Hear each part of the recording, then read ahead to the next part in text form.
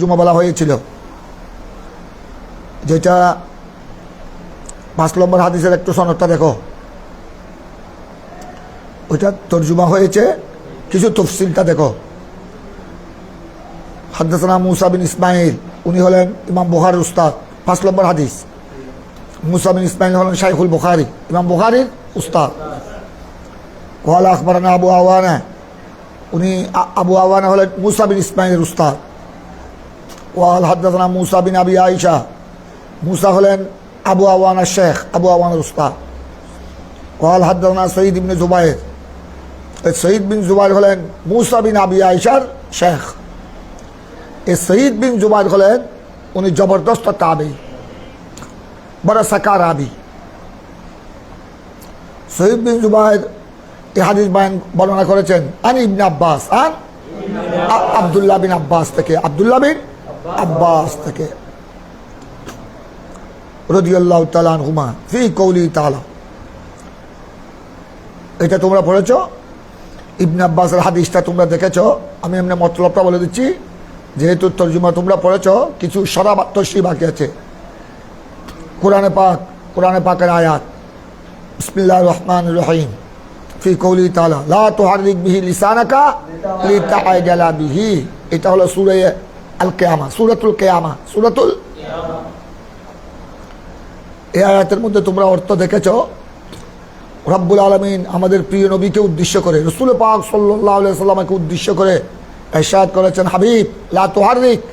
এটা নেই হাজার মারুফ, নেই হাজার বাবে তফিল থেকে, যে আপনি লা তুহাররিক বিহি লিসানাকা, আপনি আপনার জুবানকে, আপনার লিসানকে আপনি বেশি কি করবেন না, হরকত নড়াচড়া করবেন না।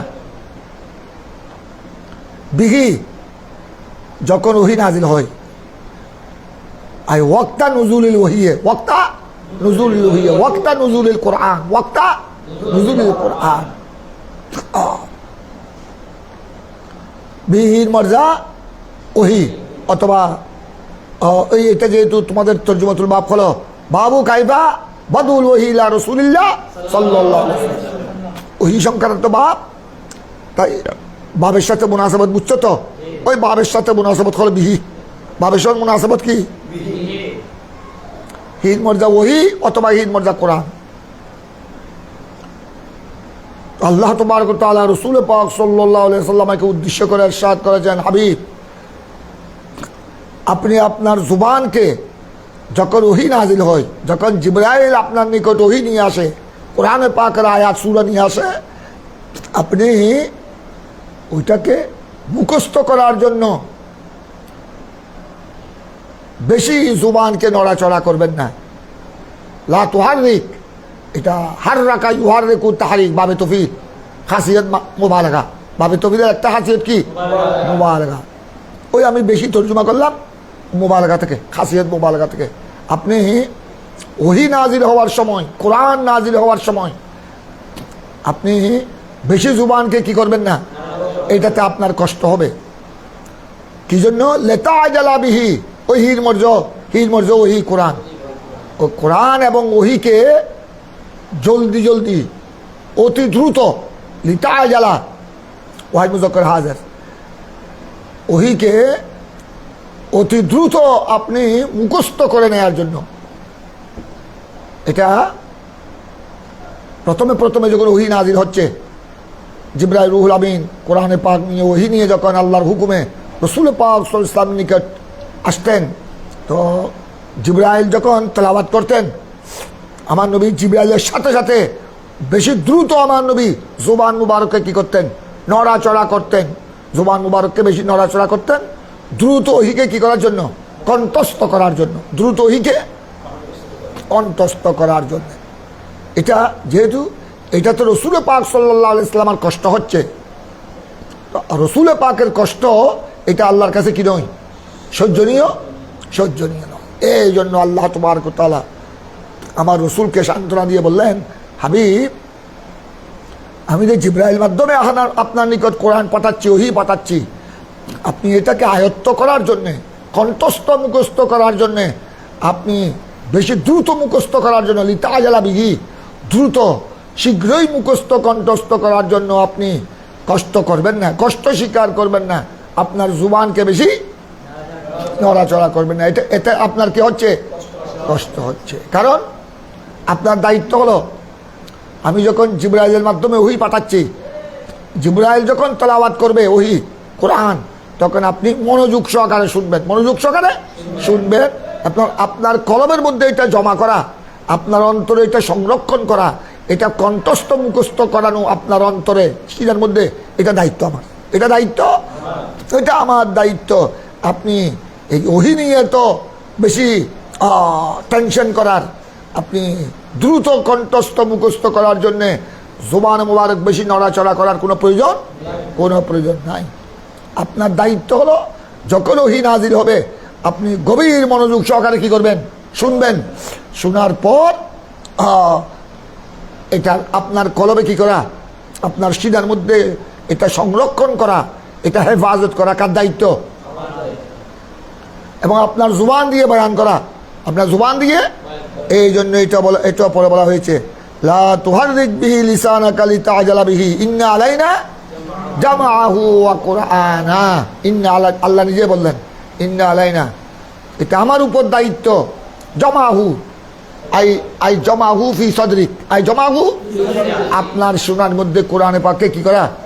জমা করা, একত্রিত করা, সংরক্ষণ করা, এটা ওয়া কুরআনা। এবং এই ওহীকে কোরআন মানে বুঝছো? পড়া এবং এটাকে পড়া আপনার জুবান দিয়ে আপনার সিনার মধ্যে সংরক্ষণ করা, এটাও আমার দায়িত্ব। আর আপনার জুবান দিয়ে এটা জারি করা, এটাও আমার দায়িত্ব। এই আয়াত নাজিল করে রাসূল পাক সাল্লাল্লাহু আলাইহি ওয়াসাল্লামকে আল্লাহ তাবারক ওয়া তাআলা কি দিয়েছেন? সান্ত্বনা দিয়েছেন যে আপনি এইভাবে কষ্ট করার প্রয়োজনীয়তা নাই। এই হাদিস, এই আয়াতের ব্যাখ্যায় ইবনে আব্বাস বলেছেন, আব্দুল্লাহ বিন আব্বাস রইসুল মুফাসসিরিন, উনি বলেছেন আমার রসুল যেহেতু প্রথম যখন ওহী নাজিল হচ্ছে, জিবরাইল আসছেন ওহী নিয়ে, জিবরাইল তেলাওয়াত করতেন, রসুল পাকও উনার জিবরাইলের সাথে সাথে তেলাওয়াত করতেন এবং দ্রুত মুখস্থ করার জন্য আমার নবী ব্যতিব্যস্ত হয়ে পড়তেন, জুবান নড়াচড়া করতেন।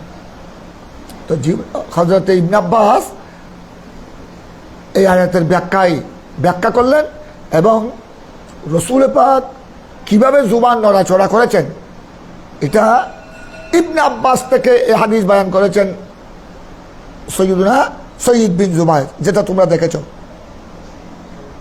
ইবনে আব্বাস থেকে রওয়ায়াত করেছেন কে? সঈদ বিন জুবায়ের, ওনার শাগির্দের মধ্যে একজন তাবেঈ সঈদ বিন জুবায়ের। তো হযরত ইবনে আব্বাস দেখো, হযরত ইবনে আব্বাস কি করতেন আমাদের দেখো।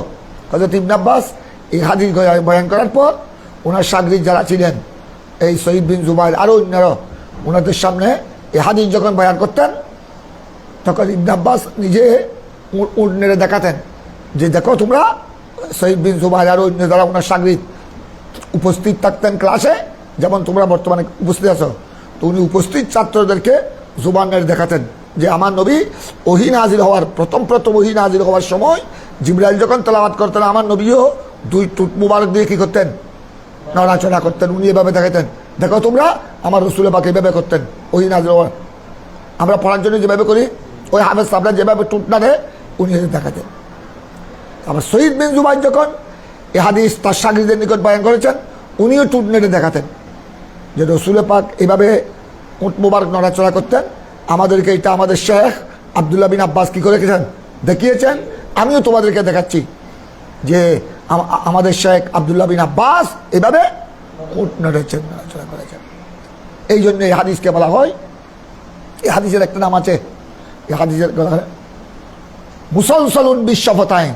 এই হাদিসের নাম হলো মুসলসলুন বিশ্বফতাইন, অর্থাৎ আমার রসুল পাক যেভাবে করেছেন আব্দুল্লাহ বিন আব্বাসও সেভাবে করে দেখিয়েছেন। আবার আব্দুল্লাহ বিন আব্বাস যেভাবে করে দেখিয়েছেন, সঈদ বিন জুবায়ের রাদিয়াল্লাহু তাআলা উনি ওনার শাগির্দের নিকট, এইটার নাম হলো সিলসিলা। এটা ধারাবাহিকতা। আর কি সিলসিলা মানে কি? ধারাবাহিকতা। এই জন্য হাদিসকে বলা হয় মুসলসলুন বিশ্বফতাইন। মুসলসলুন শফতুন মানে কি? ফুট, শফতাইন তসনিয়া। অর্থাৎ রাসূল পাক সাল্লাল্লাহু আলাইহি ওয়াসাল্লাম যেভাবে জিবরাইল আসলে ওহি নিয়ে আমার রসুল যেভাবে তাড়াহুড়া করে 2 হুঁট মুবারক নেড়ে নেড়ে নেড়ে নেড়ে কী করতেন, ওহি কোরআন মুখস্থ করার চেষ্টা করতেন। এইভাবে এটা এই দৃশ্যটা আব্দুল্লাহ বিন আব্বাস কাদেরকে দেখিয়েছেন? ওনাদের মধ্যে একজন। আর সঈদ বিন জুবাইর যখন এই হাদিস কি করেছেন, তিনিও এই দৃশ্য ছাত্রদেরকে দেখিয়েছেন। এই জন্য এটাকে বলা হয় মুসালসালুন বিশ্বফতায়। এই আয়াত নাজিল হওয়ার পর, এটা সূরাতুল কিয়ামার আয়াত, লা তুহাররিক বিহি লিসানাকা লিতাআজালা বিহি ইন্না আলাইনা জামআহু ওয়া কুরআন। এই আয়াত নাজিল হওয়ার পর এবার তখন থেকে আমার রাসূল সাল্লাল্লাহু আলাইহি সাল্লাম আর কি করতেন না, আর হুঁট মুবারক নড়াচড়া করতেন না। জিবরাইল আসতেন, আমার নবীকে সালাম দিয়ে অনুমতি নিয়ে রাসূল পাক সাল্লাল্লাহু আলাইহি সাল্লামের নিকট আসতেন, আল্লাহর পক্ষ থেকে ওহির পায়গাম শোনাতেন। জিবরাইল যখন এবার এই আয়াত নাজিল হওয়ার পর থেকে জিবরাইল যখন সূরা কেরাত নিয়ে আসতেন, উনি যখন তেলাওয়াত করতেন, আমার নবী খামোশ থাকতেন, চুপ থাকতেন, এবং আমার নবী মাথা মুবারক নুরানি সরে আকদাস নিচু করে জিবরাইল তো ওহি তেলাওয়াত করতেন কোরআন, ওইটা আমার নবী গভীরভাবে কি করতেন, মনোযোগ সহকারে শ্রবণ করতেন। এখন জিবরাইল যখন ওহি নাজির করে কি করতেন, আবার রাসূল পাক সাল্লাল্লাহু আলাইহি ওয়াসাল্লাম থেকে অনুমতি নিয়ে সালাম দিয়ে যখন কি করতেন, চলে যেতেন। এবার আমার নবী এটা উপস্থিত সাহাবায়ে কেরামের সামনে ওই সূরা, ওই আয়াত যেটা নাজিল হয়েছে ওইটা হুবহু কি করতেন, তেলাওয়াত করে শোনাতেন সাহাবায়ে কেরামকে। আমার নবীও তখন এই আয়াত নাজিল হওয়ার পর থেকে নুজুল ওহির সময়, ওয়াক্তা নুজুলিল ওহিয়ে, ওয়াক্তা নুজুলিল কোরআন, আমার নবী এভাবে বড় আদবের সাথে এভাবে বসে থাকতেন, মাথা নিচু করে গভীর আদবের সাথে। তারপর জিবরাইল কি করতেন, তেলাওয়াত করতেন। তেলাওয়াত করে যখন জিবরাইল কি করতেন, চলে যেতেন, তখন রাসূল পাক সাল্লাল্লাহু আলাইহি ওয়াসাল্লাম উপস্থিত সাহাবায়ে কেরামের সামনে ওই আয়াত, ওই সূরা কি করতেন, এক শব্দে এদিক সেদিক হতো না। যেহেতু আল্লাহ এই আয়াতে বলেছেন যে আপনার ইন্না আলাইনা জামাহু ওয়া কুরআনা, এটা আপনার সিনার মধ্যে জামাহু ফি সাদরিক, জামাহু আপনার সিনার মধ্যে এটা কি করা, ওহি জমা করা, একত্রিত করা, সংরক্ষণ করা, এটা কার দায়িত্ব? আলাইনা। এটা ওয়া কুরআনা মানে ওহি নাযিল হওয়া, নুজুল ওহি শেষ করে এটা আপনার জুবান দিয়ে কি করা, তেলাওয়াত করা, আপনার জুবান দিয়ে তেলাওয়াত, এটাও কার দায়িত্ব? কোরআনাহুর এক অর্থ, এটা কোরআনাহুর এক অর্থ তেলাওয়াত, কোরআনাহুর আরেক অর্থ হলো এখানে জমাহু ওয়া কুরআনাহুর আরেক অর্থ, একটা তো বুঝলা জাগির অর্থ, এটাকে এই ওহিকে আপনার সিনার মধ্যে জমা করা, একত্রিত করা, সংরক্ষণ করা, এবং এইটার জুবানে তেলাওয়াত করা আমার দায়িত্ব। এখানে আরেক অর্থ হলো জমাহু ফি সাদরিক, জমাহু আরেক মুহাদ্দিসিন আরেক কল বলেছেন, জমাহু ফি সাদরিক মাআল মাআনি ওয়াল মাতালিব, মাআল মাআনি ওয়াল মাতালিব ওয়াল আসরার ওয়াল রুমুস। কোরআনের যে ওহী নাযিল হয়েছে এটা সমস্ত মানি মতলব তাফসীর সহ, এটার আসরার সহ, রহস্যাদি সহ, এগুলো সবগুলো আপনার সিনার মধ্যে কি করা, জমা করা, এটা আমার দায়িত্ব। আমি আপনার সিনার মধ্যে যেভাবে ওহিকে সংরক্ষণ করব, ওহিকে যেভাবে জমা করব, এটার মানি মতলব সহ, আসরার সহ কি করব, জমা করব। আর আপনি জুবান দিয়ে আপনার সাহাবায়ে কেরামকে নুজুল ওহি বন্ধ হওয়ার পর, জিবরাইল চলে যাওয়ার পর আপনি এই কোরআনও আপনার সাহাবীদেরকে শোনাবেন, সাথে সাথে শুধু কোরআন শোনালে তো হবে না, এটার মানি মতলব সহ বয়ান করবেন। এটা কার দায়িত্ব? এই জন্য তো কোরআনে পাকের 1 নম্বর তাফসীর হলো, কোরআনে পাকের 1 নম্বর তাফসীর হতো যেটা আমার নবী করেছেন। কথা বুঝছো? 1 নম্বর তাফসীর হলো, এই জন্য কোরআনে পাকের তাফসীরুল আয়া বিল আয়া, এক আয়াত তাফসীর আরেক আয়াত, তাফসীরুল আয়া বিল হাদিস, তাফসীরুল আয়া এইটা হলো তাফসীর, এক আয়াতের তাফসীর আরেক আয়াত দিয়ে, অথবা এক আয়াতের তাফসীর আমার নবীর হাদিস দিয়ে, এইটা হলো কোরআনের 1 নম্বর তাফসীর। ওহির তাফসীর ওহি দিয়ে, ওহির তাফসীর। তারপরে আসবে 2 নম্বরে আসবে তাফসীরুল কোরআন বেকৌলিস সাহাবা, বেকৌলিস কারণ সাহাবায়ে কেরাম কোরআনের আসরার মানি মতলব তফসির ব্যাখ্যা যা কিছু শুনেছেন কার থেকে শুনেছেন? রসুল পাক সাল্লাল্লাহু আলাইহি ওয়াসাল্লাম থেকে শুনেছেন। কথা বুঝছো? এই জন্য ওনাদের তফসির হলো কয় নম্বর? 2 নম্বর। 1 নম্বর হলো কোরআনের তফসির, কোরআন দিয়ে, কোরআনের তফসির হাদিস দিয়ে। তারপর 2 নম্বর হলো কোরআনের তফসির সাহাবায়ে কেরামের কৌল দিয়ে।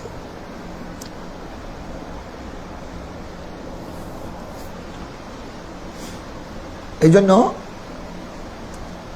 এই দেখো, এই বর্তমান এখান থেকে তোমরা এই হাদিস থেকে তোমরা মসলা খেয়াল করো।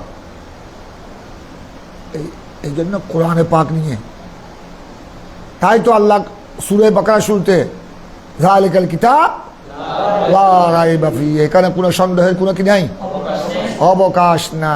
কারণ এটা রাসূল পাক সাল্লাল্লাহু আলাইহি ওয়াসাল্লামের নিকট জিবরাইলের মাধ্যমে ওহী নাজিল করা, এবং ওহী নুজুল ওহীর পর এটা আমার নবীর সিনার মধ্যে কি করা, জমা করা, সংরক্ষণ করা, মানি মতলব সহ, এবং আমার রাসূল পাকের জুবান দিয়ে জারি করা, তেলাওয়াত করা, সব কার দায়িত্ব?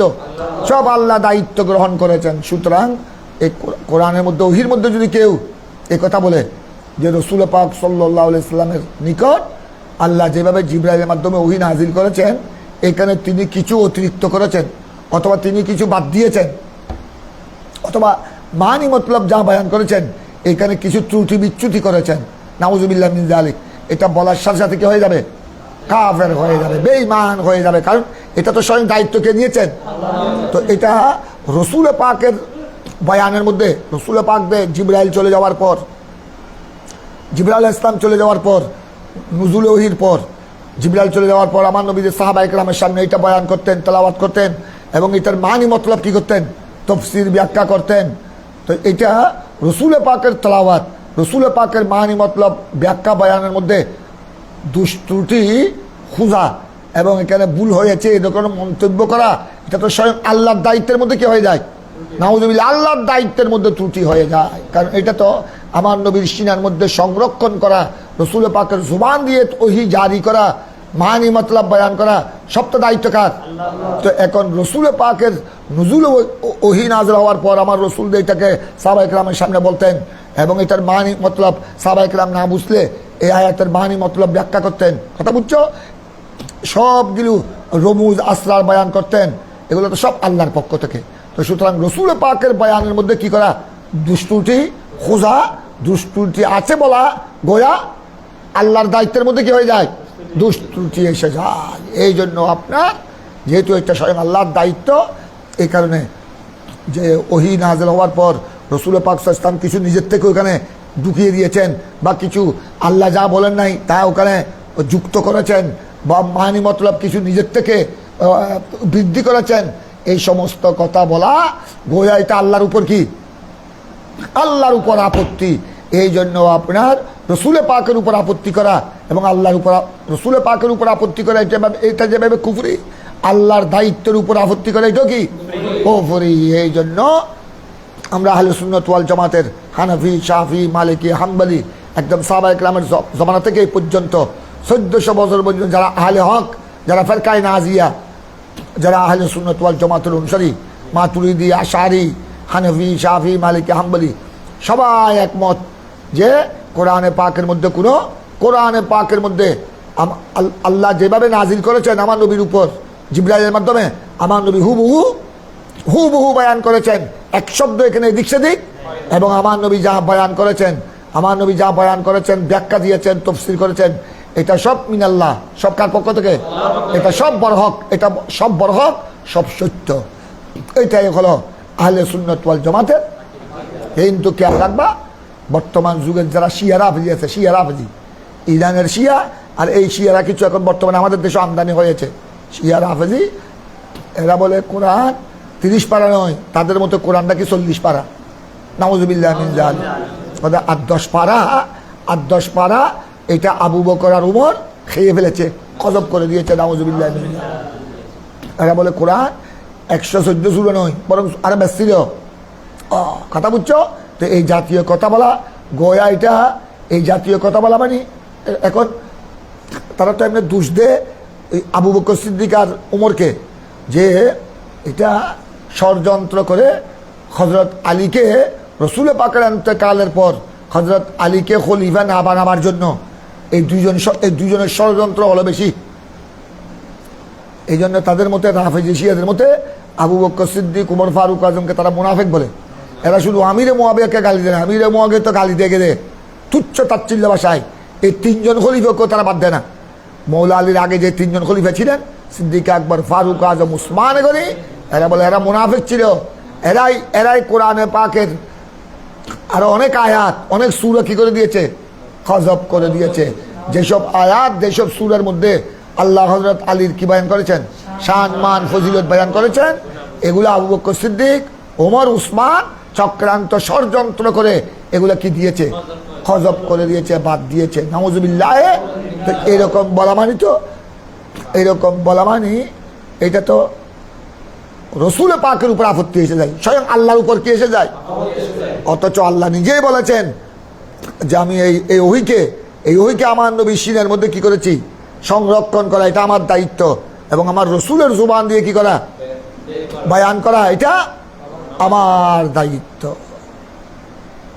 এই জন্য এই আপনার যারা গালিশিয়া, রাফেজি, এই জাতীয় কথা তারা বলে, যারা কোরআনের উপর আপত্তি করে, সিদ্দিক আকবর, ফারুক আজমকে মুনাফিক বলে, সাহাবায়ে কেরামের শান গুস্তাহি করে, এদের ব্যাপারে আমাদের আহলে সুন্নাত ওয়াল জামাতের মত হলো এই জাতীয় কথা যারা বলেছে এরা কাফের।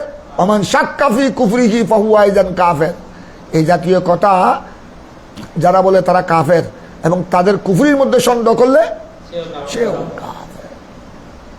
এই জন্য আমাদের আহলে সুন্নাত ওয়াল জামাতের আকীদা হলো, বর্তমান যে আমাদের সামনে যে কোরআন আছে 30 পারা 114টি সূরা বিশিষ্ট, কেমন যে কোরআন একদম সূরা ফাতিহা থেকে সূরা নাস পর্যন্ত সম্পূর্ণ কোরআন অক্ষত, সম্পূর্ণ কোরআন কি অক্ষত।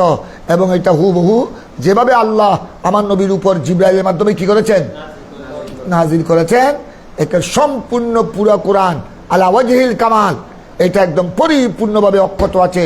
এখানে কোনো শব্দ, কোনো আয়াত এদিক সেদিক হয় নাই। এটাই হলো আমাদের আহলে সুন্নাত ওয়াল জামাতের আকীদা, যেটা আল্লাহ সূরা বাকারার শুরুতে বলেছেন যালিকাল কিতাব লা রাইবা ফি। এখন দেখো তোমরা, ওই দিন তোমাদেরকে এখন এটা হাদিস তোমরা মতলব বুঝেছ।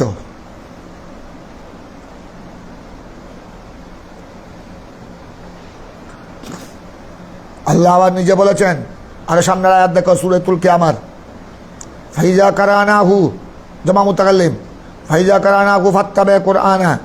আল্লাহ বলেছেন হাবিব, ফাইজা কারানাহু, আমি যখন এই কোরআন, কারানা মানে বুঝছো, তালাওয়াত করা, পড়া, আমি যখন আপনার নিকটে কোরআন পাঠ করি আমি পাঠ করি মানে জিবরাইলের মাধ্যমে। কার মাধ্যমে?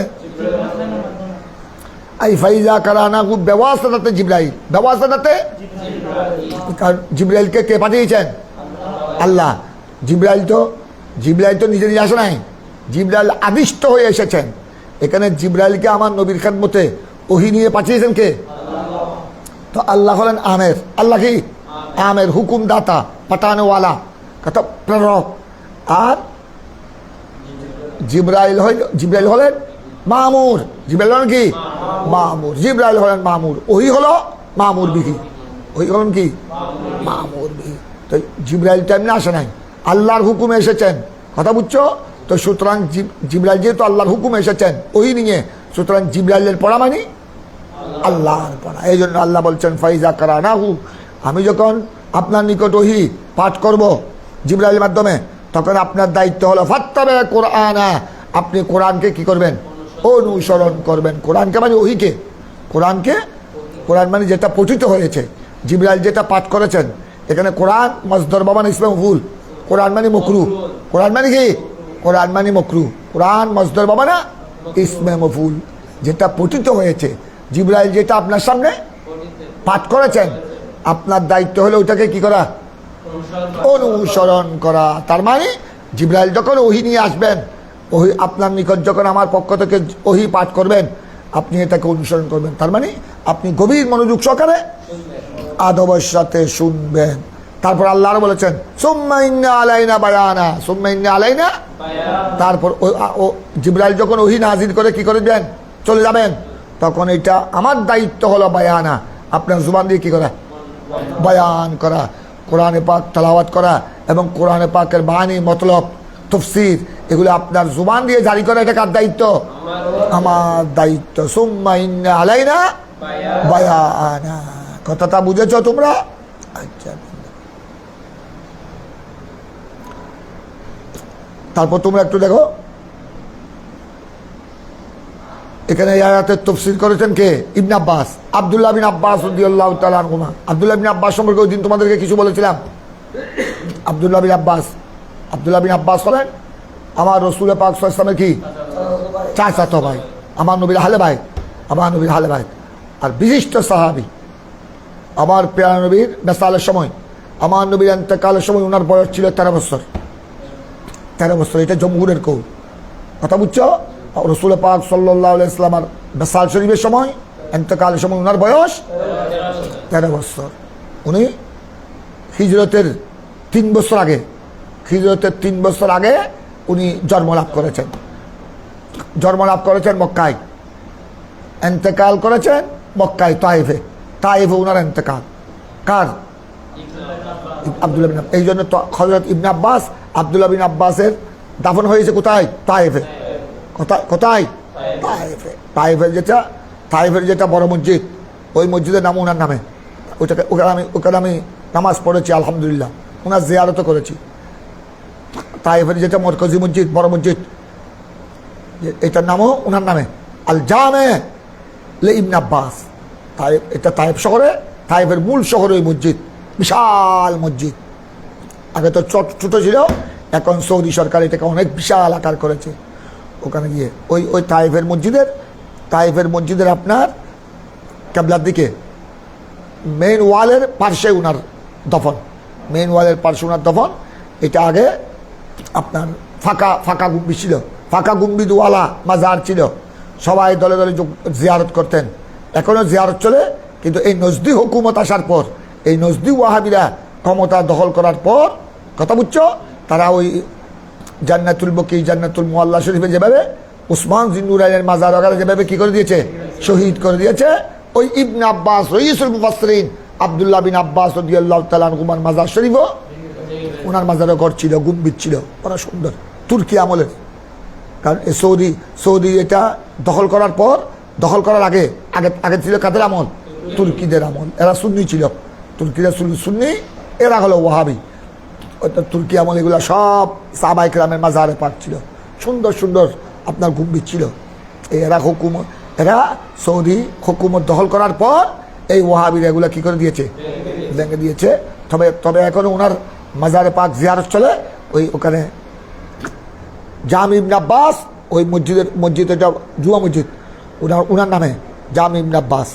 ওনার এই মসজিদের এটা দেওয়াল, কেবলার দিকে দেওয়াল, বিশাল দেওয়ালের পার্শ্বেই ওনার কবর, দেওয়ালের পার্শ্বে ওনার দফন। ওখানে আবার আরেকটা দেওয়াল দিয়েছে, কবর শরীফ দেখা যায় না, তো অনেকেই উপর দিয়ে উঠে দেখে, ওই পাশে দাঁড়িয়ে, দেওয়ালের পাশে দাঁড়িয়ে জিয়ারত করে। আমরাও করেছি। ইবনে আব্বাস রাদিয়াল্লাহু, আব্দুল্লাহ বিন আব্বাস রাদিয়াল্লাহু তাআলা আনহুমার দাফন হলো তায়েফে। ওনার জন্ম কোথায় বলেছিলাম? জন্ম মক্কায়, হিজরতের কয় বছর আগে? 3 বছর আগে। আর ওনার ইন্তেকাল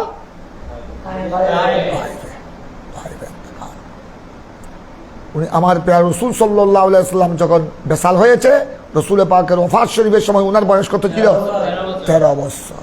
আর ওনার নামাজে জানাজা পড়াইছেন, ওনার নামাজে জানাজা ইমামতি করেছিলেন মুহাম্মদ বিন হানাফিয়া। উনি হলেন মৌলা আলীর ছেলে, মৌলা আলী রাদিয়াল্লাহু তাআলা, হযরত ফাতেমা রাদিয়াল্লাহু তাআলা আনহা। ফাতেমা রাদিয়াল্লাহু তাআলা আনহার জীবদ্দশায় উনি তো আর কোনো মহিলা কি করে নাই, শাদী করে নাই। করতে চেয়েছিল, আমার রসুল কি করে দিয়েছেন? নিষেধ করে দিয়েছিলেন। তখন খাতুনে জান্নাত ফাতেমা রাদিয়াল্লাহু তাআলা আনহার ইন্তেকালের আগ পর্যন্ত তিনি আর কোনো মহিলা কি করে নাই।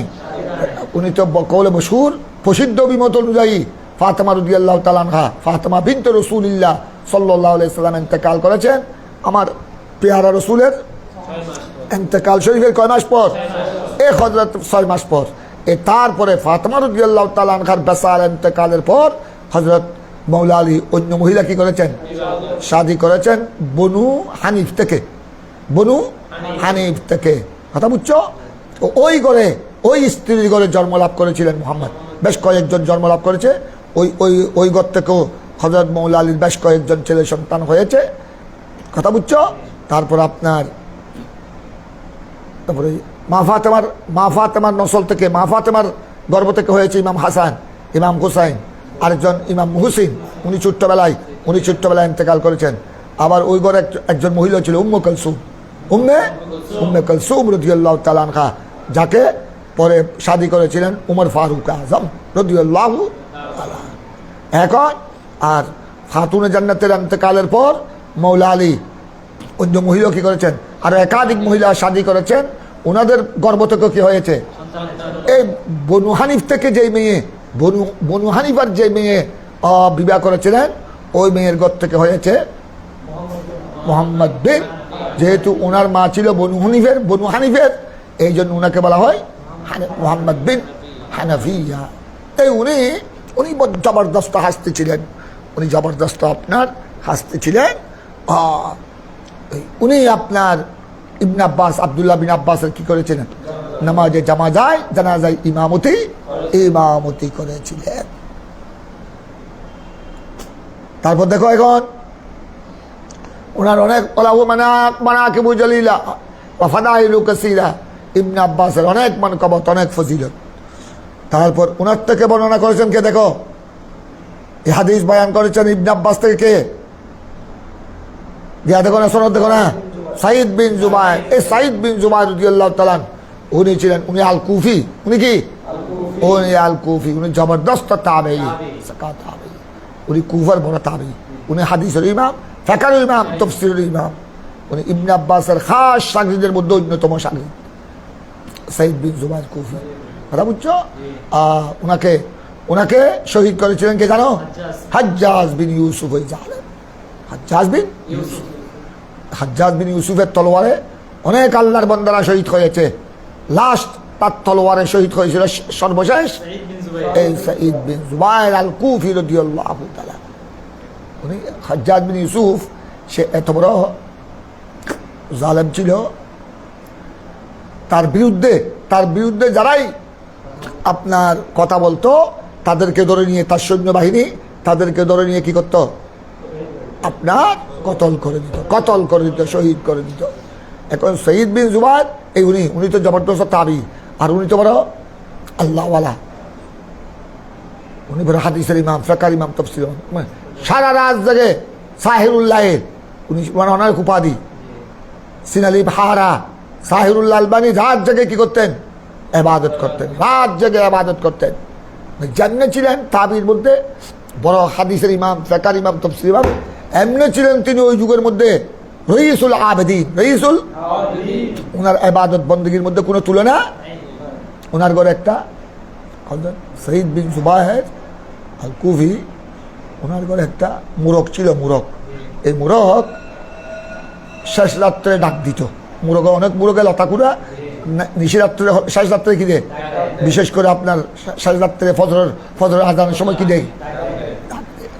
এই জন্য তো তোমরা হাদিসে পাকে পড়েছো, মিশকাত শরীফ আছে, রাসূল পাক সাল্লাল্লাহু আলাইহি ওয়াসাল্লাম ইরশাদ করেছেন, লা তাসুবুদ্দিক, দাল ইয়াসুরাকা, দিকুন মানে মুরগ।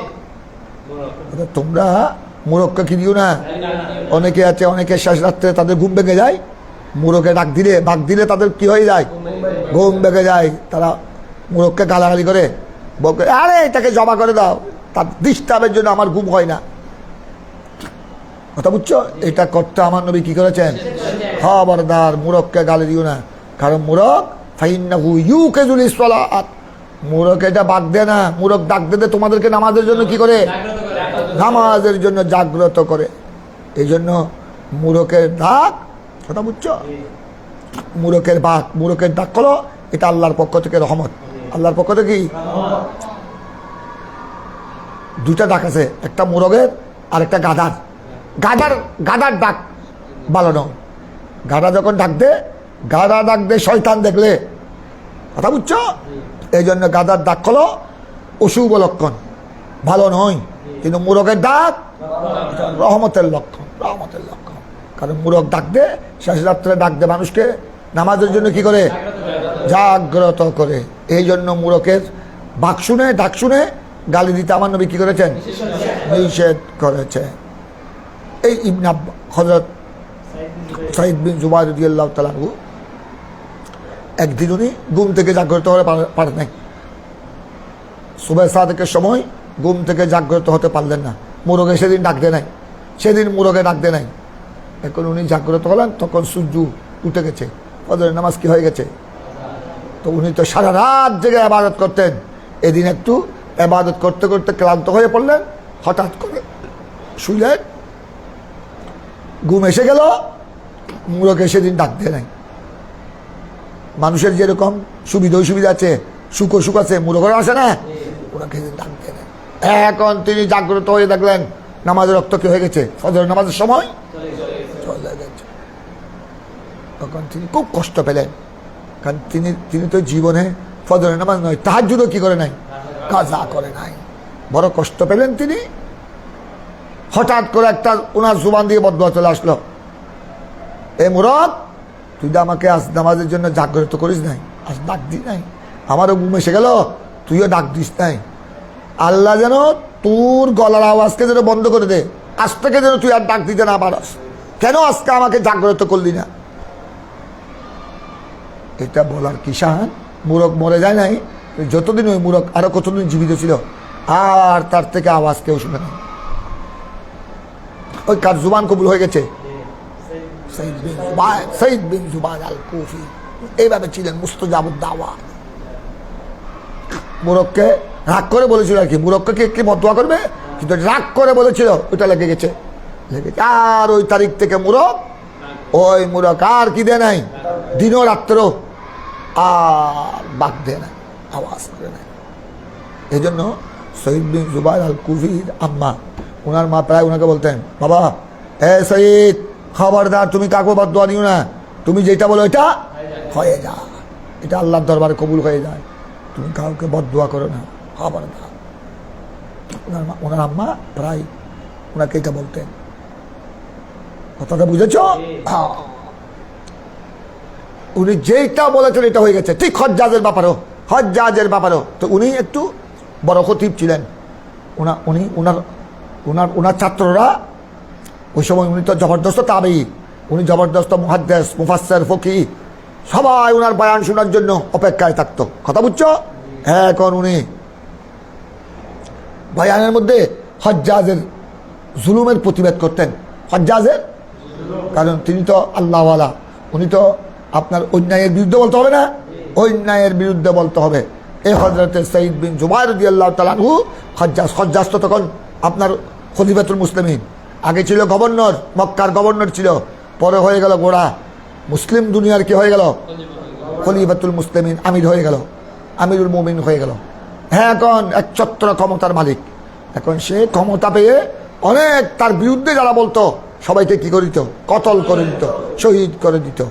এখন হযরতে সাঈদ বিন জুবাইর যখন তার কতল কেতাব, সে তো নিরহ মানুষকে কি করছে, হত্যা করছে, এটার বিরুদ্ধে বলতেন যে এগুলো সব কোরআন সুন্নাহর পরিপন্থী, এটার গজব তাকে কিয়ামতের ময়দানে আল্লাহর দরবারে জবাবদিহি করতে হবে।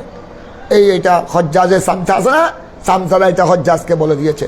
হজ্জাজ কি করছে, হজ্জাজ বিন ইউসুফ তাকে ধরে নেওয়ার জন্য কি পাঠাইছে, সৈন্য পাঠাইছে। বুঝছো? সৈন্য পাঠিয়ে তাকে ধরে নিয়ে গেছে। তার রাজ দরবার ছিল কুফায়, হজ্জাজের তখন রাজধানী কুফায়, দারুল খেলাফত। এখন ধরে নিয়ে গেছে, মাঝখানে অনেক কেরামত জাহের হয়েছে, তাকে রাজ দরবারে নিয়ে গেল। হজ্জাজ অনেক প্রশ্ন করেছে, দাং সব প্রশ্নের জবাব দিয়ে দিচ্ছে। ওখানেও গিয়ে হজ্জাজের বিরুদ্ধে, হজ্জাজকে আধা পয়সার পরোয়া করে নাই। তুমি সবসময় আমার বিরুদ্ধে বলো, তুমি হাদিস পড়াও, ফিকহ পড়াও, তাফসীর পড়াও, ওয়াজ করো, নসিহত করো, আমার বিরুদ্ধে, আমার শাসনের বিরুদ্ধে তুমি কথা বলো। হয়তো নিশ্চয় আপনি যে এতগুলো আল্লাহর বান্দা, নিরহ বান্দাকে আপনি শহীদ করেছেন, এগুলি সব অন্যায়, কোরআন সুন্নাহ বিরোধী। তা আমি অন্যায়কে অন্যায় বলতে হবে না? আমি অন্যায়কে অন্যায় না বলে আমি আল্লাহকে কি জবাব দিব? এভাবে সে এক এক প্রশ্ন করতেছে। হজ্জাজের যারা পূর্বপুরুষ ছিল, হজ্জাজের পূর্বপুরুষ, ওগুলো সকলের সম্পর্কে প্রশ্ন করেছে। সব প্রশ্ন জাম জবাব দিয়েছে। এবার প্রশ্ন করলো শেষ পর্যন্ত, আমার সম্পর্কে তোমার কি অভিমত? আমি হজ্জাজ সম্পর্কে আমার শাসন ঠিক কিনা? তোমার শাসন, তুমি কি করছো এটা তুমি ভালো জানো, আল্লাহ ভালো জানেন। তবে আমি যেগুলো দেখছি, তুমি যে নিরীহ মানুষকে কি করেছ, হত্যা করেছ, এটা অবশ্যই তোমাকে কবরে আল্লাহর দরবারে কিনতে হবে। কিয়ামতের ময়দানে তাদের খুনের কিনতে হবে। এই সে তেলে বেগুনে আগুন হয়ে গেল। আমার সামনে তুমি এইভাবে ডেয়ারিং স্পষ্ট ভাষায় আমার শাসনের বিরুদ্ধাচারণ করছো। জল্লাদকে হুকুম দিল শেখ হজ্জাজ, এই জল্লাদ তাকে নিয়ে যাও, টুকরা টুকরা করে ফেলো, কিমা বানিয়ে ফেলো। যাওয়ার সময় জল্লাদ তাকে ধরে নিয়ে গেল। যাওয়ার সময় ভাই উনি মুস্কি হাসিয়ে দিয়ে বলছে, তুমি তুমি আজ আমাকে কতল করবা অন্যায়ভাবে, আমি কিন্তু কিয়ামতের ময়দানে তোমাকে ছাড়বো না। আজ তো যেহেতু আমার শক্তি নাই, আমার হাতে তো অস্ত্র নাই, আমার সৈন্য নাই, তুমি তো খলিফা, আমি তো আর খলিফা নই। পুলিশ মিলিটারি সব তো তোমার, অস্ত্র শস্ত্র তোমার। তুমি আজকে আমাকে, আমি কোরআন হাদিস অনুযায়ী তোমার জুলুমের কি করার কারণে, তোমার অন্যায় এবং জুলুমের প্রতিবাদ করার জন্য তুমি আমাকে কি করেছ, শহীদ করতেছ। জল্লাদকে হুকুম দিচ্ছ আমাকে কিমা কিমা করবা, কিন্তু তুমি আজকে যেভাবে আমাকে কিমা কিমা করবো, আমি কিন্তু কিয়ামতের ময়দানে তোমাকে ছাড়বো না। তার মানে আমি তোমাকে মাফ, তখন তুমি যাবে কোথায়? আমি আল্লাহর আদালতে তোমার বিচার পেশ করব। সে আরো রেগে গেল, জল্লাদ তাকে এখানে নিয়ে আসো। আরে আমার বাইরে নয়, আমার সামনে আমার খেলাফতের কামরায়, এখানে রাজভবনে তাকে আমার চোখের সামনে হত্যা করো। তাকে লুটালো, জল্লাদ তাকে শোয়াইল হত্যা করার জন্য। চেহারা ছিল খানায় কাবার দিকে। জল্লাদকে বলেছিল, তুমি যখন আমাকে তার নির্দেশে হত্যা করছো, শহীদ করছো, আমার চেহারাটা একটু খানায় কাবার দিকে করো, মক্কায় মুকাররমার দিকে। করা হলো। তিনি পড়তেছেন আয়াত, ইন্নী ওয়াজ্জাহতু ওয়াজহিয়া লিল্লাযী। এটা শুনলো হজ্জাজের সামনে, এই জল্লাদ তার চেহারা ফিরিয়ে দাও, তার ইচ্ছাও আমি পূরণ করবো না। তার যে অন্তিম ইচ্ছা করেছে, তার শাহাদাতের সময়, তাকে হত্যা করার সময় তার চেহারাটা কোন দিকে রাখার জন্য, আমি তার ইচ্ছা পূরণ করবো না। তার চেহারা অন্যদিকে কি করে দাও, হাত পা সব বাঁধা, ফিরে দিল। তখন তিনি পড়তেছে, ফালিল্লাহিল মাশরিক ফালিল্লাহিল মাশরিক ওয়াল মাগরিব আইনামা তুয়াল্লু ফাইনামা তুয়াল্লু ফাসাম্মা ওয়াজহা আল্লাহ। তুমি আমাকে, আমার অন্তিম ইচ্ছা ছিল আমাকে শহীদ করার সময় আমার চেহারাটা কোন দিকে থাকবে, কিবলার দিকে। তো যদি তুমি ফিরিয়ে দাও, ফিরিয়ে দিলে কি হবে? তুমি যেদিকে করো আমার চেহারা, পূর্ব দিকে করো, পশ্চিম দিকে করো, সব দিকে কে আছে? আল্লাহ তো নিজেই বলেছেন, ফাইনামা তুয়াল্লু, যেদিকেই তোমরা ফিরবে সেদিকে কে? এটা বলার পরে এবার হজ্জাজ বলে, না, তাকে যা করো, তার চেহারাকে নিচের দিকে করে ফেলো, তার চেহারাকে নিচের দিকে করে ফেলো, তার চেহারাকে। এবার ওই অবস্থায় ওনাকে শহীদ করা হলো। ওনাকে কি করে, তারপর যখন তলোয়ার চালাবে, তলোয়ার চালানোর আগে ওনার জুবান দিয়ে একটা বদদুয়া বের হয়ে গেল।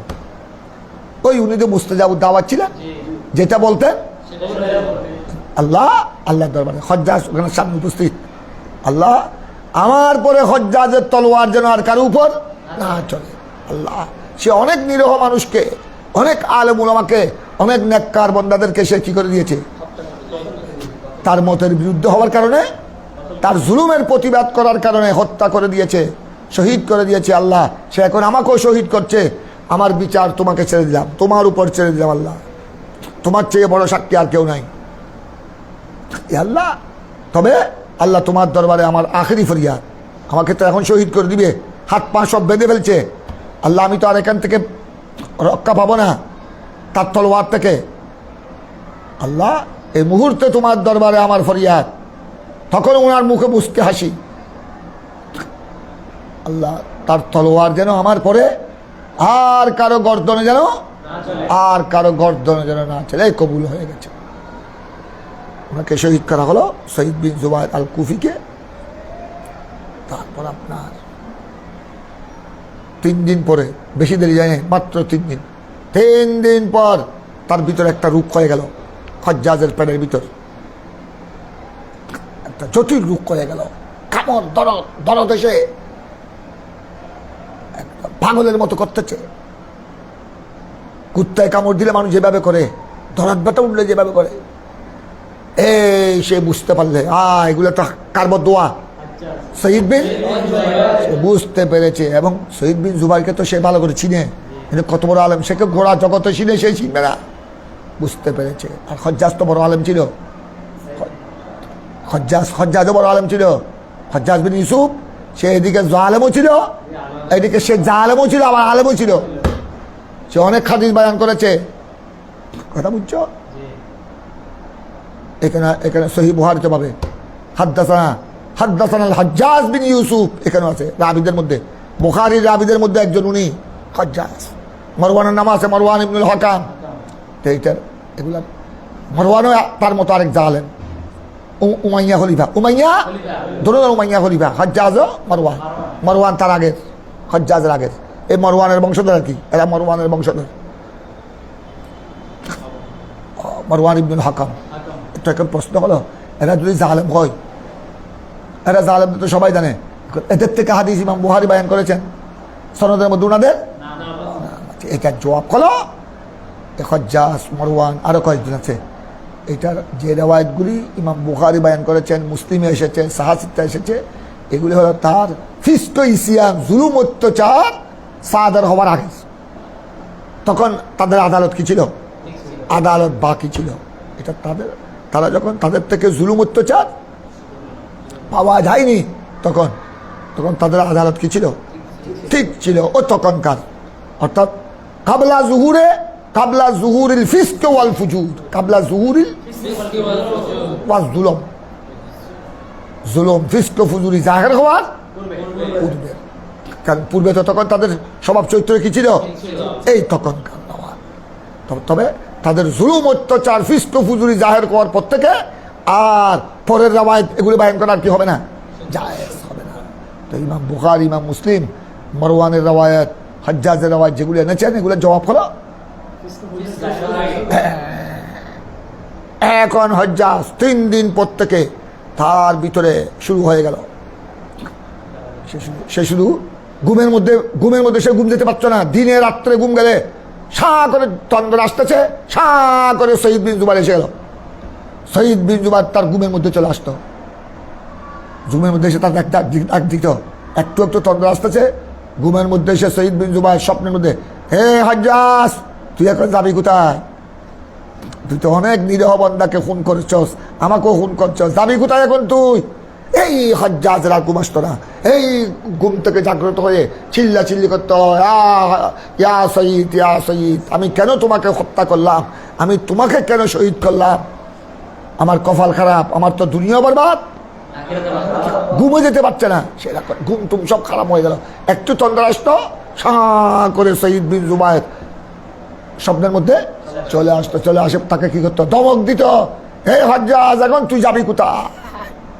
ওই যে তিনি বলেছিলেন শাহাদাতের আগে, তুমি আমাকে এখানে অন্যায়ভাবে কি করছো? হত্যা করছো, আমি কিন্তু তোমাকে কবরে হাসরে আখিরাতে ছাড়বো না। এখন একজন মানুষ ঘুম যেতে না পারলে কতক্ষণ থাকতে পারবে? এই তার মধ্যে বয় ঢুকে গেল, ঘুম টুম যাচ্ছে না, সবাই তার ঘোড়া পরিবার হজ্জাজকে নিয়ে ব্যতিব্যস্ত।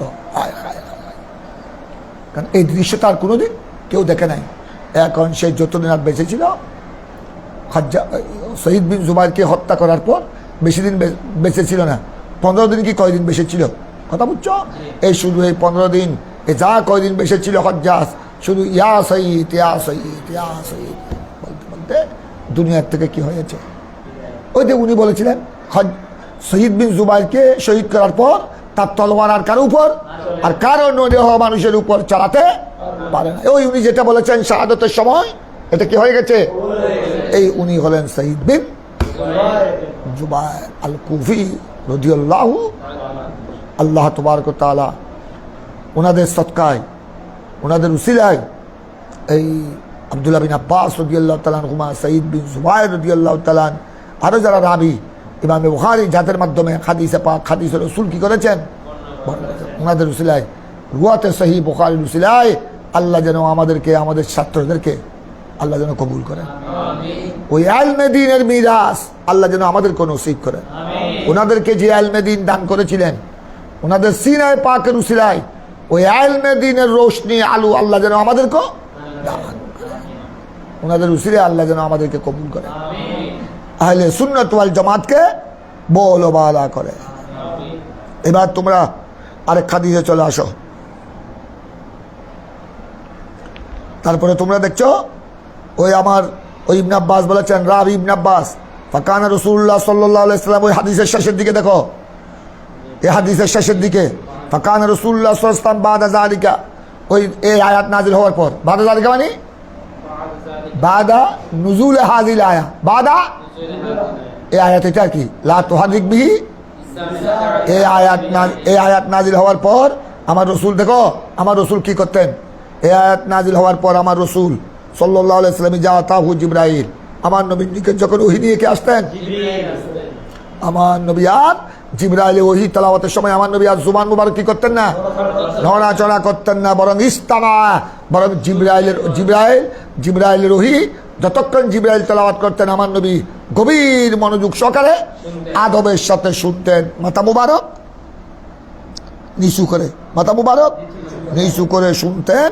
আগের মতো জুবানকে কি করতেন না, ঠোঁট মুবারক নাড়াচাড়া করতেন না। ফাইজান তালাকা জিবরাইল, যখন জিবরাইল চলে যেতেন, এনতালাকা মানে जब जिब्राइल तशरीफ ले जाते, जब जिब्राइल तशरीफ ले जाते, कराहु नबी सल्लल्लाहु अलैहि वसल्लम कमा कराहु, तो रसूल पाक सल्लल्लाहु अलैहि वसल्लम सहाबाए किराम के सामने वो आयत वो ही क्या फरमाते, तलावत फरमाते, कमा कराहु ऐ कमा कराहु जिब्राइल, कमा कराहु जिब्राइल इंद रसूलिल्लाह सल्लल्लाहु अलैहि वसल्लम, जिब्राइल যেভাবে আমার নবীর নিকট পড়েছেন, পাঠ করেছেন, জিবরাইল চলে যাওয়ার পর, এনতালাকা মানে চলে যাওয়া, এনতালাকা মানে কি হযরত জিবরাইল চলে যাওয়ার পর তখন আমার নবী উপস্থিত সাহাবায়ে কেরামের সামনে হুবহু অনুরূপ কি করতেন, এক শব্দ এদিক সেদিক হতো না। যেহেতু আমার নবীর সিনার মধ্যে কোরআন ওহী সংরক্ষণ করা, জমা করা এবং আমার রসুলের জুবান দিয়ে এটা কি করা, জারি করা, এটা দায়িত্ব কে নিয়েছেন, এটা আল্লাহ দায়িত্ব নিয়েছেন।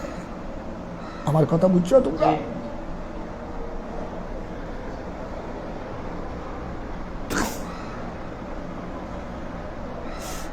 এবার তোমরা এই হাদিসের মধ্যে দেখো, এখন তোমরা 6 নম্বর হাদিসের দিকে চলে আসো। প্রথমে তোমরা একটু প্রথমে সনদের দিকে দেখো। সনদের দিকে ইমাম বুখারী বলছেন হাদদাসানা আবদান, এই আবদান হলো ইমাম বুখারী শাইখুল বুখারী। উনি বলছেন কলা আখবারানা আব্দুল্লাহ, এই দেখো উনি আখবারানা আবদান বলছেন, আমাদেরকে হাদিস বয়ান করেছেন কে, আখবারানা আব্দুল্লাহ, আবদান বলছেন আমাদেরকে হাদিস বয়ান করেছেন কে। এখানে আব্দুল্লাহ মানে কোন আব্দুল্লাহ বুঝছো, এটা আব্দুল্লাহ মানে আব্দুল্লাহ বিন আব্বাস নয়, এটা আব্দুল্লাহ বিন মুবারক, ইমাম বুখারীর দাদা উস্তাদ। ইমাম বুখারীর দাদা উস্তাদ আমাদের ইমামে আজমের শাগির্দ, ইমামে আজমের উনি ফিকহ পড়েছেন কার কাছে, ইমামে আজমের খাস শাগির্দের মধ্যে একজন। হযরতে ইমাম আজমের অনেক ছাত্র আছে, ইমাম আজমের অনেক ছাত্র ইমাম বুখারীর সরাসরি উস্তাদ অথবা দাদা উস্তাদ।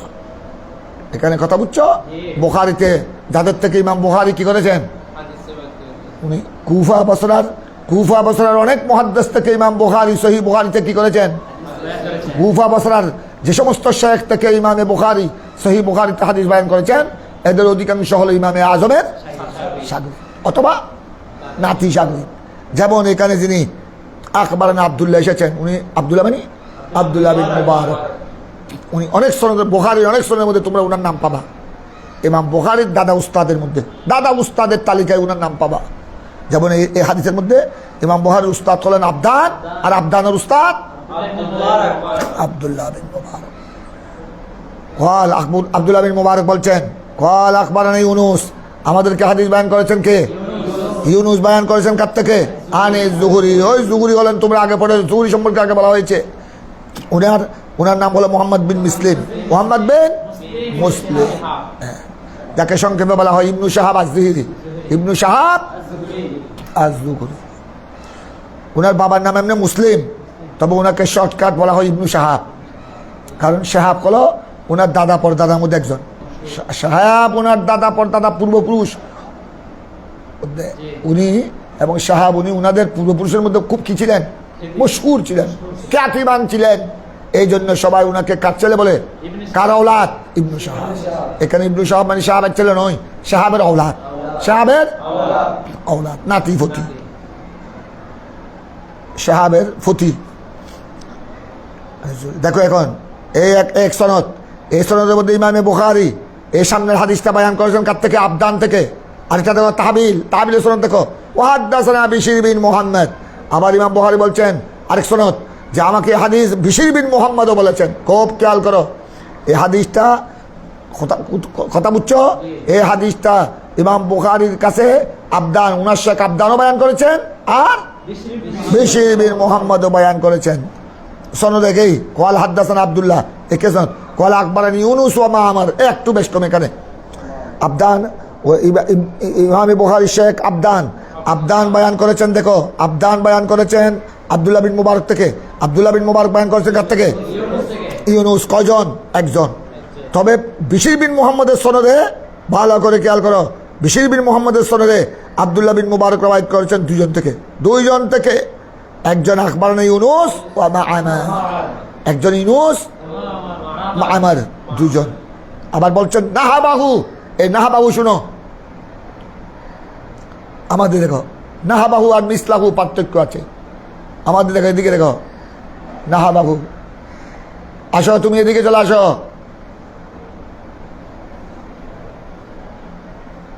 বর যাও, এদিকে বসে যাও, তুমি বাইরে কেন দাঁড়িয়ে আছো, পড়ে নাও, বৃষ্টির মধ্যে এসেছ। তারপর শুনো, এবার দেখো তোমরা নাহাবাহু আর মিসলাহু পার্থক্য শুনো। যখন বলা হবে মিসলাহু আর নাহাবাহু পার্থক্য, হু লফজ মিল থাকলে তখন আসবে মিসলাহু। লফজানও মিলাচ্ছে, মানানও মিলাচ্ছে, এটার নাম হলো মিসলাহু। আর নাহাবাহু যখন আসবে, নাহাবাহু অর্থ বুঝবা লফজান মিল নাই, মানান মিলাচ্ছে। লফজের মধ্যে ইখতিলাফ, মানি মতলবের মধ্যে কি এক, এইটাকে বলা হয় নাহাবাহু। আর মিসলাহু মানে লফজান মানান দুটোটার সাথে কি আছে, মিলাচ্ছে, এটার নাম। আমি তোমাদেরকে একটা জিনিস বলি, মানুষে বলে না দুই ভাই,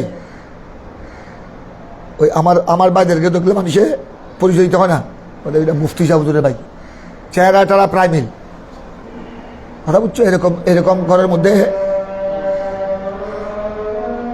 আজান খতম হয়ে যায়, বাড়ি যাও।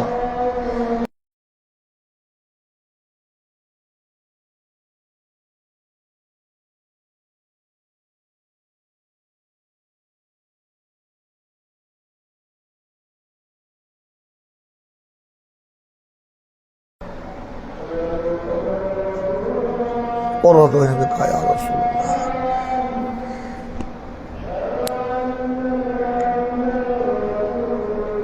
قرة عين بك في السمع وبصري من لا حول ولا قوة إلا بالله.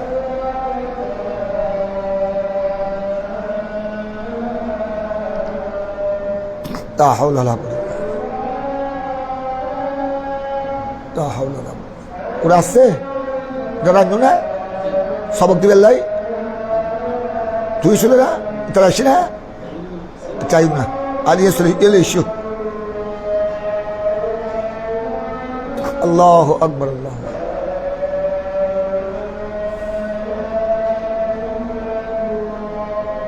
اللهم صل على سيدنا وعلى آله وسلم.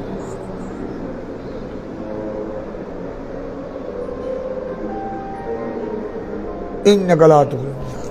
এখন তোমাদেরকে আমি বলছি একটা মিসলাহু নাহাবাহু, তার মধ্যে পার্থক্য আছে। মানুষে বলে না এরা দুই ভাই মাশাআল্লাহ সুরতান সিরতান এক, দুনো ভাইয়ের চেহারা একরকম, চলাফেরা একরকম, গঠনও একরকম, দুজনের আদর্শ চরিত্র তার মানে উপরেও মিল আছে ভিতরেও মিল আছে, এইটাকে বলা হয় মিসলাহ। কথা বুঝছো? আর নাহাবাহু, নাহাবাহু মানে উপরে মিল নেই ভিতরে কি আছে? লফজান মিল নাই, মানান মিল আছে। এটা একটি হাদিস বয়ান করেছেন, ভালো করে খেয়াল করো। তিনজন রাবি বর্ণনাকারী একটি হাদিস বয়ান করেছেন, খুব ভালো করে খেয়াল করো। এক হাদিস অনেকে বর্ণনা করেছেন না, একাধিক রাবিও কি করেছেন? তিনজন। আমি তোমাদেরকে এখন তোমরা বুঝবা মিসলাহু আর নাহাবাহু, এখন বুঝতে পারবা।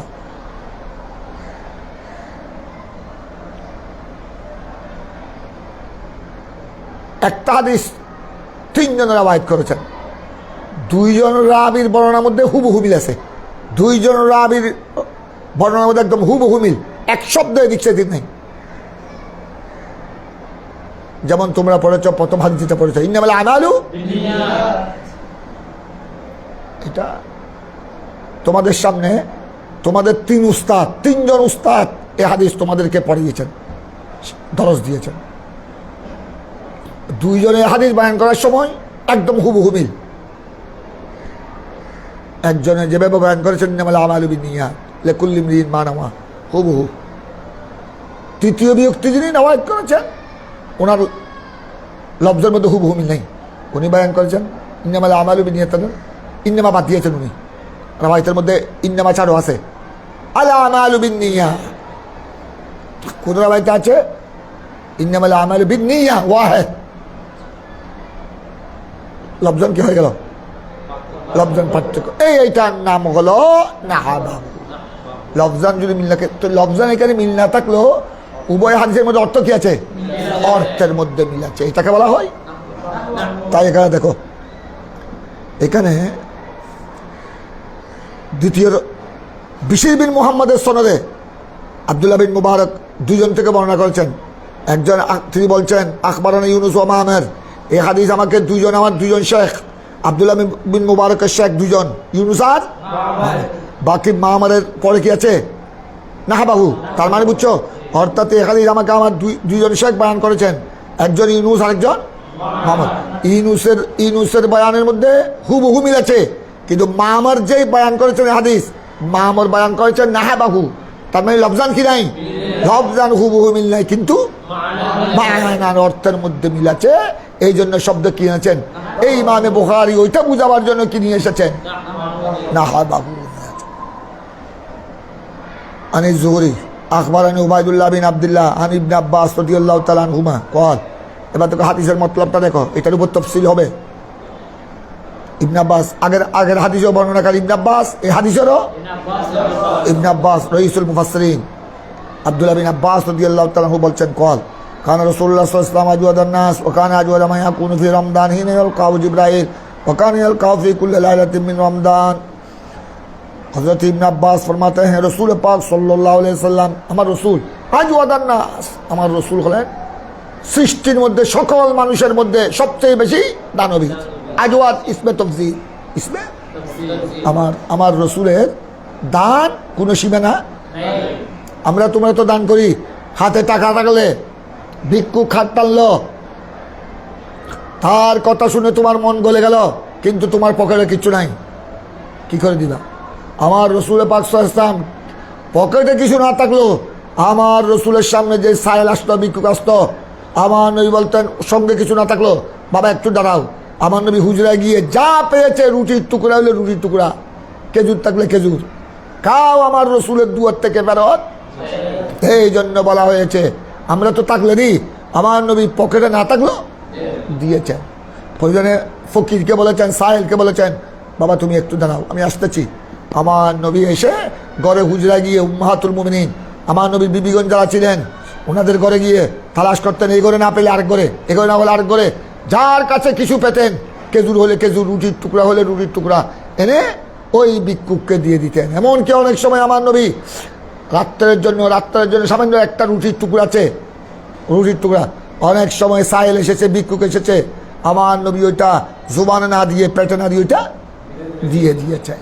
এই জন্য হযরত ইবনে আব্বাস বলছেন রসুল পাক সাল্লাল্লাহু আলাইহি সাল্লাম কানা রাসূলুল্লাহ সাল্লাল্লাহু আলাইহি সাল্লাম আজওয়াদান নাস, কানা রাসূলুল্লাহ সাল্লাল্লাহু আলাইহি সাল্লাম সবচেয়ে বেশি মানব জাতির মধ্যে সবচেয়ে বেশি দানশীলকে, এটা তো সর্বক্ষণ। তবে আমার রসুল মাহে রমজান আসলে আমার নবীর দানশীলতা আরো কি হয়ে যেত, আরো বৃদ্ধি হয়ে যেত।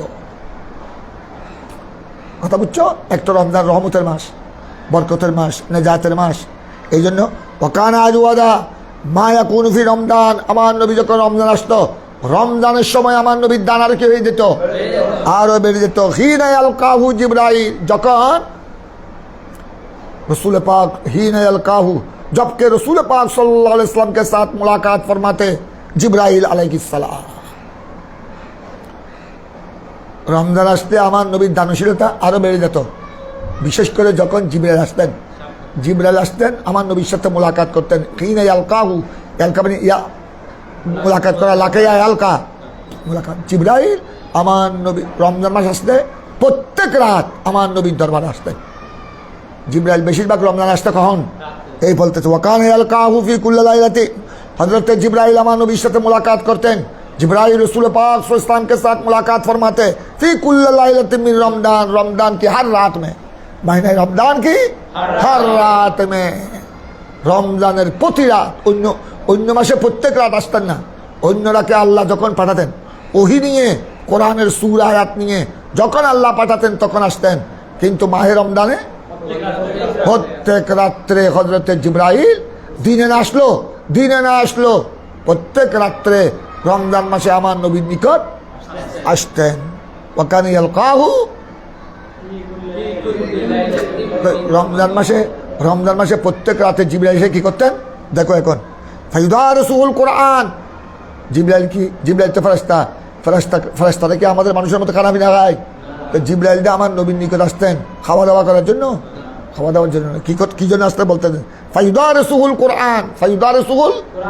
हजरत जिब्राइल रमजान के हर रात में, महीने रमजान के हर रात में सरकार इस्लाम के पास तशरीफ ले आते। उसके बाद फयुदारसुहुल कुरान, फयुदारसुहु ज़मीर हुआ जिब्राइल, अमान नबी जिब्राइल रसूल पाक इस्लाम के साथ कुरान की मुदारसत फरमाते, कुरान तलावत करते, कुरान तलावत दारसु বাবে মুফালা হ্যাঁ, মুশারাকা, খাসিয়ত মুশারাকত। কতক্ষণ প্রত্যেক রাত জিবরাইল রমজানের প্রত্যেক রাত আমার নবীর দরবারে চলে আসতেন মদিনা শরীফে।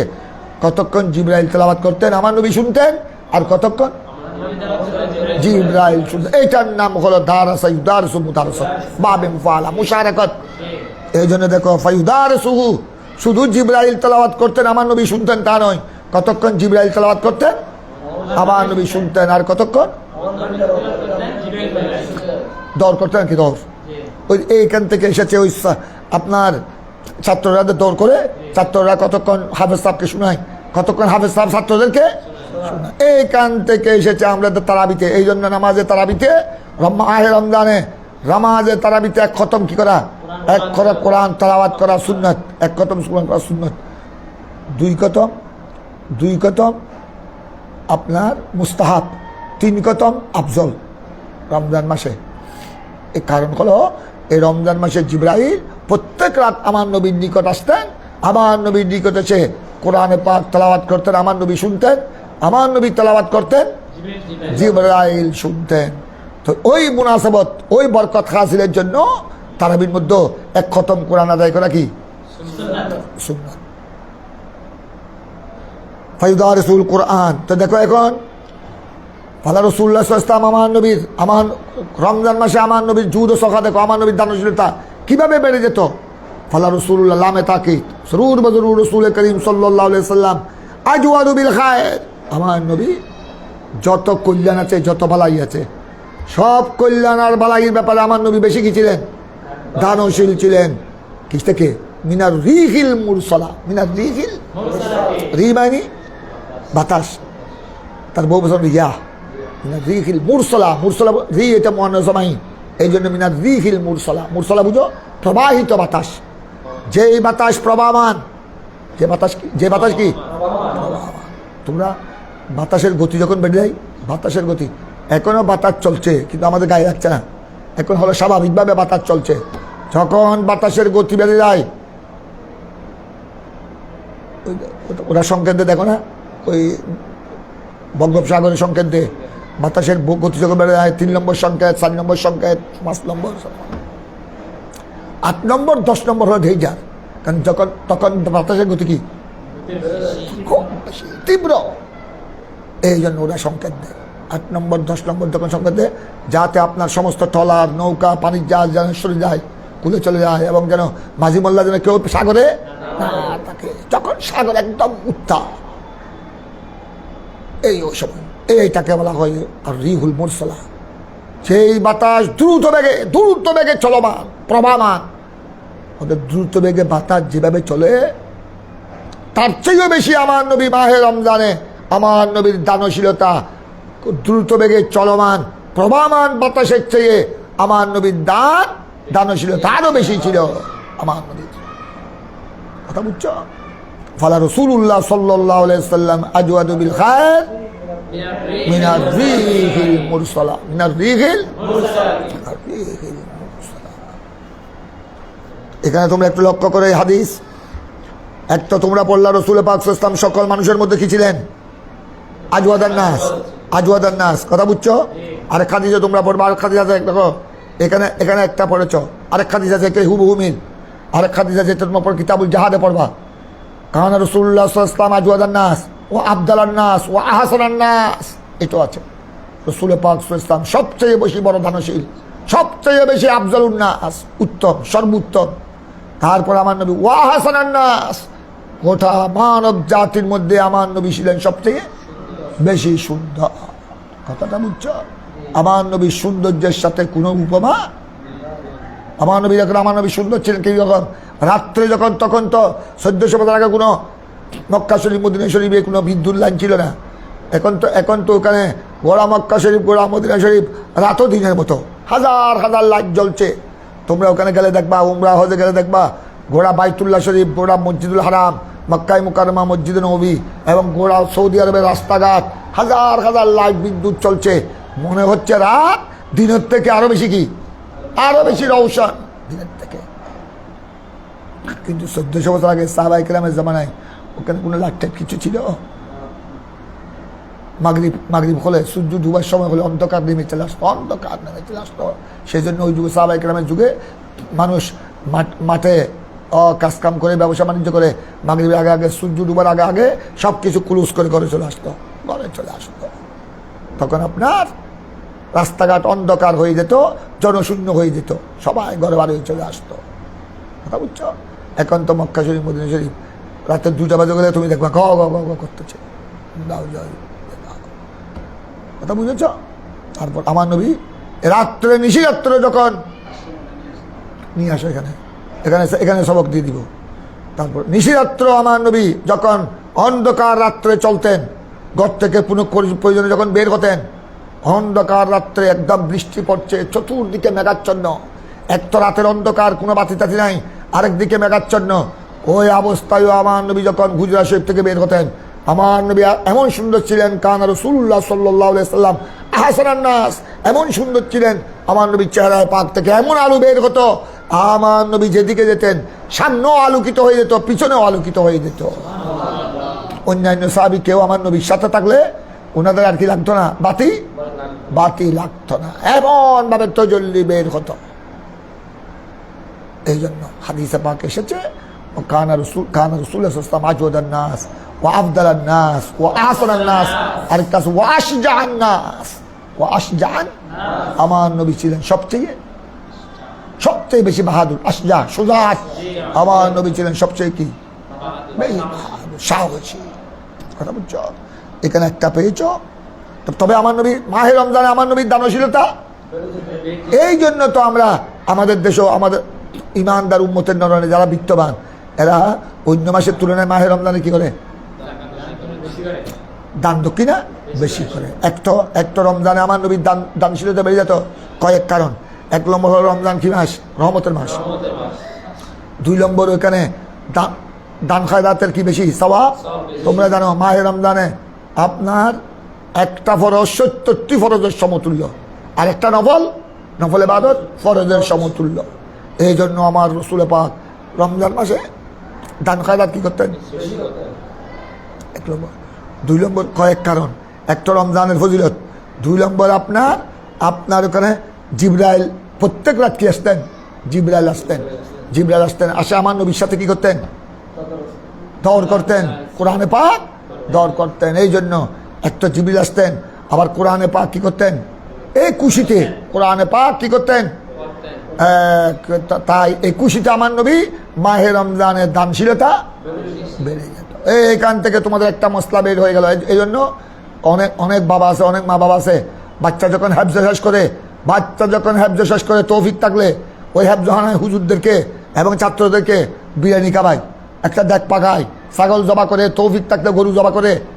যেহেতু আমার নবীও রমজানের প্রত্যেক রাত দান খায়রাত করতেন, যেহেতু প্রত্যেক রাত জিবরাইল এসে আমার নবীর সাথে কি করতেন? কোরআনে পাক দৌড় করতেন, তেলাওয়াত করতেন, আমার নবী শুনতেন, আমার নবী তেলাওয়াত করতেন। এইখান থেকে তোমাদের তকরারের মশলা, তোমরা তখন তকরার করো না। এই জন্য কিতাব তকরার করো, হাদিস শরীফ পড়েছ, বুখারী পড়েছ, মুসলিম পড়েছ, আশবা পড়েছ, বাইজাবি পড়েছ, নাহাব পড়েছ, সরফ পড়েছ, কাফিয়া, হাদায়াতুন নাহাব, এগুলি তকরার করবে। তকরার মানে কি? কতক্ষণ তুমি করবে, তোমার সঙ্গীরা শুনবে, আর কতক্ষণ ওখান থেকে একজনে ভালো ছাত্র পড়বে, তোমরা শুনবে। এইটা হলো সুন্নতে, এটা আমার নবীরও সুন্নত, জিবরাইলেরও সুন্নত। তা 2টা সুন্নত আদায় হয়ে যাবে তকরারের দ্বারা, একটা সুন্নতে মুস্তাফা আর একটা সুন্নতে জিবরাইল। মাহে রমজানে আমার জিবরাইল এসে কোরআন তেলাওয়াত করতেন, আমার নবী শুনতেন, আমার নবী তেলাওয়াত করতেন, শুনতেন। এটার কি তকরার? এখান থেকে তকরারের মশলা কি হয়ে গেল? তকরারতে কত বড় ইবাদত, এটা সাবিত হয়ে গেল। এবং এটাও প্রমাণিত হলো तकरार ये सुन्नत रसूल है और सुन्नत जिब्राइल है। सुन्नत रसूल भी है, सुन्नत जिब्राइल भी है। তোমরা তো কিন্তু এখন তকরার করো না, তোমরা তো এখন মোবাইল একটা পেয়েছো, স্ক্রিন মোবাইল, শুধু তোমরা মোবাইল নিয়ে তকরার করো, শুধু তোমরা মোবাইল নিয়ে তকরার করো। এই জন্য তো এলম চলে যাচ্ছে। এটা নিয়ে আসো, তারপর আমাদের দরস হবে আল্লাহুম্মা সাল্লি আলা সাইয়্যিদিনা, এটার পর তাফসীল হবে সাল্লি আলা সাইয়্যিদিনা মুহাম্মদ ওয়া আলা আলি সাইয়্যিদিনা মুহাম্মদ ওয়া বারিক ওয়া সাল্লিম। দোয়া করো আল্লাহুম্মা সাল্লি আলা সাইয়্যিদিনা মুহাম্মদ ওয়া আলা আলি সাইয়্যিদিনা মুহাম্মদ ওয়া বারিক ওয়া সাল্লিম। মাওলানা সাল্লি ওয়া সাল্লিম।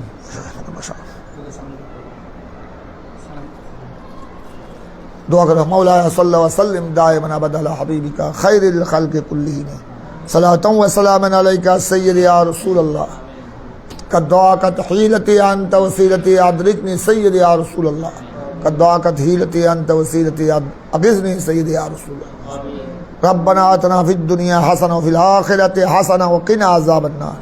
या अल्लाह আমাদের আলামিন বারিয়া দরস নিজামি কামিল মাদ্রাসায় সহি বুখারীর দরসকে আল্লাহ তুমি কবুল করো। আল্লাহ বৃষ্টি বাদলের মধ্যে আমাদের ছেলেরা যারা দরসে বসলো, অনলাইন অফলাইনে যারা আমাদের সাথে শরীক আছে, সকলের জীবনের গুনাহাতা ক্ষমা করে দাও, মুশকিলাত আসান করে দাও, বালা মুসিবত দফা করে দাও। ইয়া আল্লাহ পরওয়ারদিগার, আজ আমাদের আলামিন বারিয়া দরস নিজামি কামিল মাদ্রাসার পরিচালক আমার আজিজ মাওলানা জয়নুল আবেদিন, ওনার ছেলে মিনহাজুল আবেদিন আগামী 18 তারিখ জুলাই, 18 জুলাই ঢাকা একটা বিসিএস স্পেশাল পরীক্ষায় অংশগ্রহণ করবে। আল্লাহ ইমামে বুখারীর উসিলায়, সহি বুখারীর উসিলায়, আহাদিস সহি বুখারী, রুয়াত সহি বুখারীর উসিলায়, মাশায়েখ হযরাতের উসিলায়, আল্লাহ আউলিয়ায়ে কামিলের উসিলায়, মুহররমুল হারামের উসিলায়, শুহাদায়ে কারবাল্লাহ রাদিয়াল্লাহু তাআলা আনহুম আজমাইন, আহলে বাইত রাসূলের উসিলায়, সাহাবী রাসূলের উসিলায় মিনহাজুল আবেদিনকে আল্লাহ আগামী 18 তারিখ ইমতিহানের মধ্যে, বিসিএস স্পেশাল পরীক্ষার মধ্যে আজিমুশান কামিয়াবি বখশিশ করো, বিশাল কামিয়াবি বখশিশ করো আল্লাহ। খুদাবন্দা তৌফিক দান করো আল্লাহ, করম ফরমা, রহম ফরমা। ইয়া আল্লাহ পরওয়ারদিগার, একটা ছোট্ট বাচ্চা এসেছে, মাসুম বাচ্চা, সবক খানের জন্য আল্লাহ এই বাচ্চাকেও আল্লাহ তুমি কবুল করো। আল্লাহ আমাদের বাংলাদেশের উপর রহমত নাজিল করো, আহলে সুন্নাত ওয়াল জামাতকে বলো বালা করো। গুস্তাখান রসুল, গুস্তাখান আউলিয়া ইকরাম, আল্লাহ তাদের চক্রান্ত ষড়যন্ত্রকে আল্লাহ তুমি মিসমার করে দাও। তাদের চক্রান্ত যাবতীয় ষড়যন্ত্র থেকে আমাদের দেশ এবং দেশবাসীকে হেফাজত করো। আল্লাহুম্মা আফিনা ওয়া নাজ্জিনা মিন কুল্লি বালাইদ দুনিয়া ওয়াল আখিরাহ। আমাদেরকে, আমাদের বাচ্চাদেরকে আল্লাহ ইলমে দ্বীন বখশিশ করো, যহনে যাকাওয়াত দান করো, কোরআন সুন্নাহ সহিভাবে বুঝার তৌফিক দান করো। ওয়ালা আলিহি ওয়া সাহবিহি বিরহমাতিকা ইয়া